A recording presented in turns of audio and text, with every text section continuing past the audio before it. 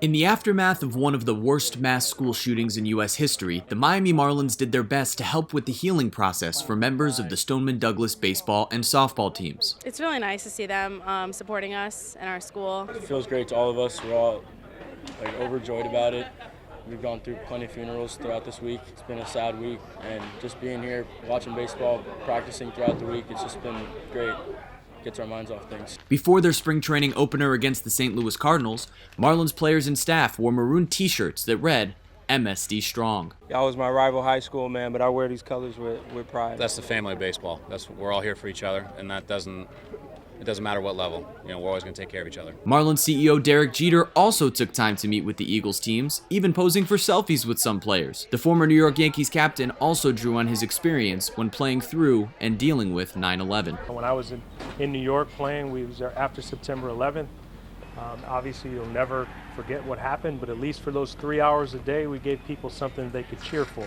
I think a lot of times that professional sports teams in general, can help distract people. Before the first pitch, as Douglas players and coaches watched, the Marlins and Cardinals observed 17 seconds of silence in memory of the 17 victims. It's a good feeling to be able to do something. Douglas pitcher Connor Bryan, a senior who will play at Middle Tennessee State next season, had the names of all 17 victims written on the bill of his cap. We're just dedicating the season to everybody in Parkland, and we just want to go out there and do our best for them. Major League Baseball ordered more than 2,500 Stoneman Douglas hats from New Era. Many teams will have players sign them, with the hats set to be auctioned off to benefit the victims and families affected by the senseless shooting. Their hats are really nice, wearing them today. Really comfortable. I think we gotta get New Era on those. They're real nice. Apparently I gotta sign it and give it away. I kind of want to keep it. I might be swapping a hat with one of these guys. Some of the Eagles players got gifts from the Marlins. A couple of players even got a chance to play sports reporter. Also, people are giving you stuff about... I like that. See, so he's a reporter coming. It's always one question and you follow up with more and more and more. With spring training just 1 month away, Manny Machado and Yonder Alonso are down here at Mark Light Field where they've been training all off season long. Now, baseball is a grind that doesn't stop, but for Yonder and Manny, baseball is more than a game. It's family. They have known each other since they were teenagers. Manny Machado, while he played at Brito High School, and Yonder Alonso at the University of Miami. Since day one, he's always been there. He's always been a good friend. He's always been a mentor to me. And,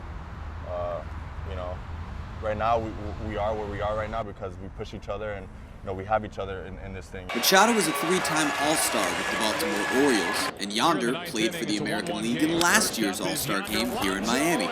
For the last several years, the two have been together in the offseason, pushing each other 6 days a week at Mark Light Stadium. It's a long season, so it's an all year round. Like when we get home, we don't just go out and vacation for 2 months.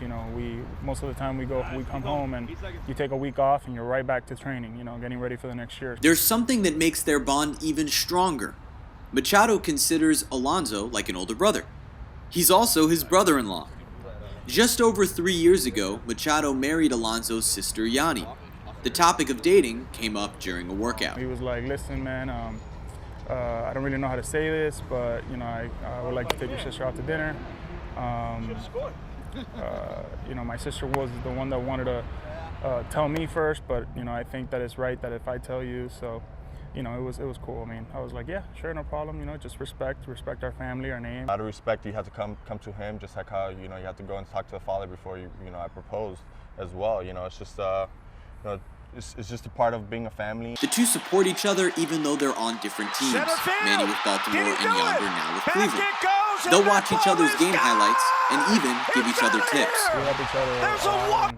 We always got to have different eyes, Yeah, and it's not only just us. I mean, I think there's a group of guys that all, we're in a massive text and in a group text, and we all help each other out, and we all know what we're doing every single night. So I think it's like the Miami way. But the phone calls and text messages are not all about how they look while in the batter's box. There's more than just baseball in life. So most of the time we leave the baseball stuff till the end of our conversations, and the beginning of our conversations is usually how's your puppy, and how's my son, and what you eat today, or how'd you sleep, how'd you feel today, how was your body, things like that. Did you work out? What did you work out today?